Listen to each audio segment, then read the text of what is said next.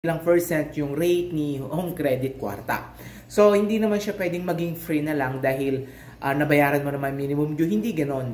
Kahit saan, pag nag-extend ka, talagang babayaran at babayaran mo pa rin yan and hindi pwedeng hindi mo siya babayaran. Okay, so bibigyan ko kayo ng scenario tulad ng ginagawa namin. So, meron akong kwarta, halimbawa, ginamit ko.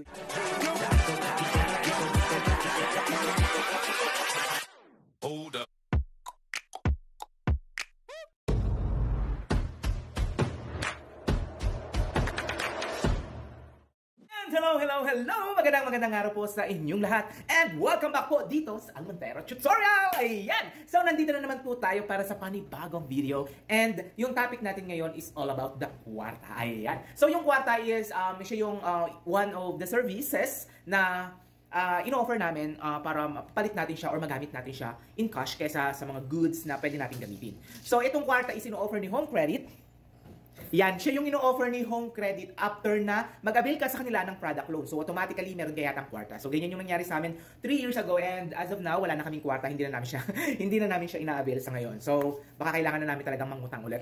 Anyway, so yung topic natin ngayon, kasi meron akong nabasa dun sa ating YouTube channel, yung youtube.com/almontero. May nabasa ako na, hindi naman po monthly installment yung kwarta. So, yun siguro, yung nagtanong na yun is hindi siya talaga subscriber or hindi talaga siya fan ng Almontero Tutorial. So, wala tayong sinabi na ang kwarta ay installment. Ito po ay revolving loan. So, pag sinabi natin revolving loan, katulad siya ng G-Credit, babayaran mo siya one time kapag ginamit mo. Pero, lagi tayong may pero and meron tayong mga choices na sinasabi ko na pwede natin siyang gawing installment based on our preferences. So, ibig sabihin ko, hindi siya installment pagdating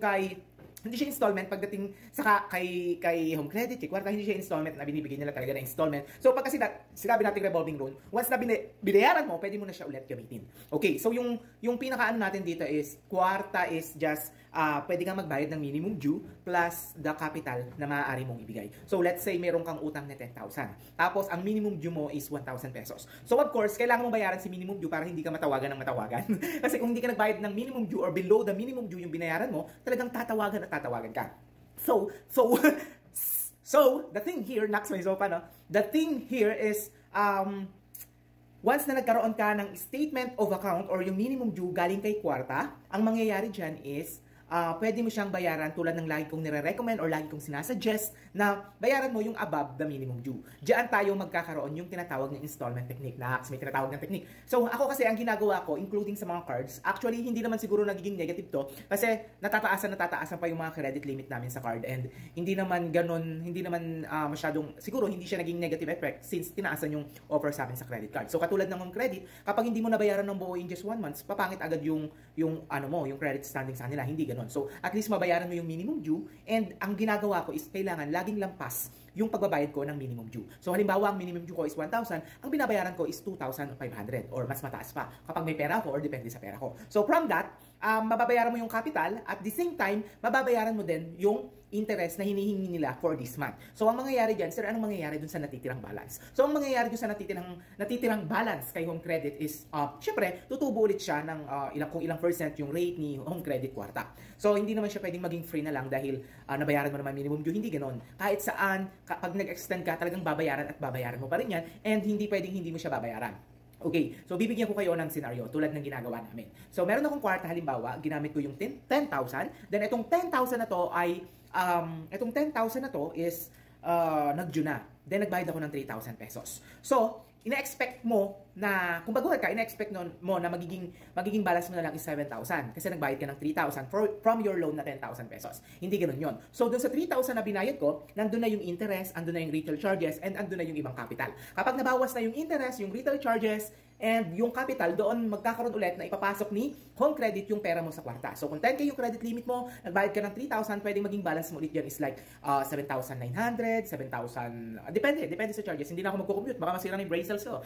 Joke lang. So, kung nagagets nyo, ganun lang siya. So, ibig sabihin ko, dun sa binayad mo, hindi siya nababawas sa buong capital or sa buong credit limit mo, bagkus ang mababawas pa doon yung retail charges, mababawas din doon yung interest mo for this month. Then ang mangyayari doon sa natitira, halimbawa, nagbayad ako ng 3,000, may natira na like 7,900 pesos or 7,700. So yung 7,000 yung bumalik sa capital ko, sa credit limit ko. Yung nagamit ko pa na 2,700, yun yung mag-charge na naman kinabukasan pagdating ng statement or bill of statement. So yung billing statement, doon mag-i-start ulit yung retail charges, ganun ulit, paikot-ikot lang siya. So ano bang kinagandahan kapag ganun? Ang kinagandahan kasi kapag ganun is that hindi mo papapansin na unti-unti mo na palang nababayaran yung utang mo nang hindi ka nahihirapan. So ayun yung mindset ko kasi na unti-unti kapag nababayaran ko, okay na to. Then kapag kinailangan ko ulit, tsaka ko na lang ulit siya gagamitin. So ito yung pinaka-the best na suggestion ko para doon sa mga gustong mag-installment pagdating kay Home Credit Kwarta. So yung tulad nung sinabi ko kanina, magbabayad tayo ng above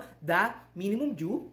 Okay? Wag nyo munang gagalawin ulit since pwede ulit siyang magalaw, di ba, pagkabayad mo. Wag nyo munang gagalawin ulit yung Home Credit Kwarta nyo. Kasi kapag ginalaw nyo ulit yan, babalik lang siya sa dati and maaaring mabaon kayo sa utang at pagdating sa mga interest. So, ang gawin nyo, hayaan nyo lang yung binayad nyo. So, dumating ang isang buwan, hayaan mo yung binayad mo ng minimum. Hayaan mo lang lahat. Kapag kinailangan mo, dun mo na lang ulit kunin. Ayan. Sir, paano pag kinailangan ko na talaga? Pagkabayad ko, kailangan ko rin yung ibayad ko. Ayan, yun yung nagiging problema ng iba. Na kapag kabayad nila ng mga loan nila, gagamitin ulit nila. So, wala namang problema dyan unless na talagang may sigurado ka ng pagbabayad pagdating ng due mo. Kasi yung iba kasi ang ginagawa is baka mamaya, kunyari, ayan, gagamitin nila yung kwarta nila, then pagkagamit ng kwarta nila, gagamitin nila ulit. Walang problema dyan kung may pambayad ka, pero kung wala ka namang pambayad o hindi ka sigurado, wag mo munang gamitin. And ang gawin mo is mangutang ka na lang doon sa mas mababa ang fee. Let's say etong si kwarta is like 4% per month, mangutang ka kunyari sa nanay mo, sa tatay mo, kapatid mo, kaibigan mo, kahit tubuan mo na lang ng 2%. Ang malaga, mabayaran mo si kwarta kahit minimum due lang or above the minimum due. So ganun lang po yung gawin mo. Kasi ang mangyayari kasi dyan is, para ang gagawin mo lang, kung kukurin mo rin agad, magbabayad ka lang ng magbabayad ng interest, pero hindi mababawasan yung capital mo. Ayan. So sana naintindihan nyo kasi medyo naguluhan din ako. Hindi, joke lang. Hindi po tayo naguluhan. Kung may katanungan kayo, mag-comment lang kayo sa baba and pwede kayong mag-ask sa amin. And if ever you want to trade your kwarta to cash, pwede rin yan sa amin. So kami yung tutulong sa inyo via pay bills, pwede kayong magpabayad ng bills sa inyo, ang pangbabayad nyo yung kwarta ninyo, kami na ang bahala dyan. Okay? Ayan. So once again, I'm Aldrin Almontero dito sa Almontero Tutorial. Huwag nyo pong kalimutang mag-subscribe, mag-follow, and bisitahin nyo po ako sa aking Facebook profile, Aldrin Almontero. Meta-verified po tayo. Meta-verified po tayo. Ayan. So yan lang po yung aking account. Wala po akong ibang account na Aldrin Almontero dahil marami pong gumagaya. So, medyo sikat ng raya niya. Hindi, joke lang. Okay!